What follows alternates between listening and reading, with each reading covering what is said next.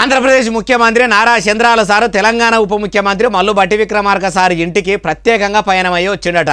బట్టి సారు కొడుకు లగ్గం కూడా అయిపోయింది, లగ్గానికి కూడా హాజరు పడలేదని కలిసిపోయేందుకు వచ్చిండాయే అంటే అన్ని ముచ్చట్లు తెలవాలంటే మల్లు సారు ఇంటికి మనం కూడా పోవాలి. పోదాం పాండ్రి. అగో కర్రె కారేసుకొని వచ్చి ఇంటి ముంగట దిగంగానే మల్లు బట్టి విక్రమార్క సారు పెద్ద పువ్వుల గుత్తి తీసుకొని వచ్చి చేతిలో పెట్టి ఎదుర్కొన్నాడు. ఇక అందరు కాళ్లకు బూట్లు చెప్పులు వేసుకొని ఇంట్లకు నడిచిర్రు. ఏపీ ముఖ్యమంత్రి చంద్రబాబు సారు అట్లా వచ్చేసరికి మల్లు బట్టి విక్రమార్క సారు ఇంటోళ్ళ ఆనందం చెప్పరాదు అనుకోరాదుండ్రి. పెళ్లి చేసుకున్నందుకు బట్టి సారు పెద్ద కొడుకు సూర్య విక్రమాదిత్య సారుకు అట్లనే కోడలు సాక్షి ఇద్దరికి పువ్వుల గుత్తులు చేతుల పెట్టి కొత్త జంటకు శుభాకాంక్షలు చెప్పిండు. వాళ్ళు కూడా తండ్రి తర్వాత తండ్రి అంతటి పెద్ద మనిషి అయిన చంద్రబాబు సారు కాళ్ళు మొక్కి దీవెనార్తులు తీసుకుర్రు.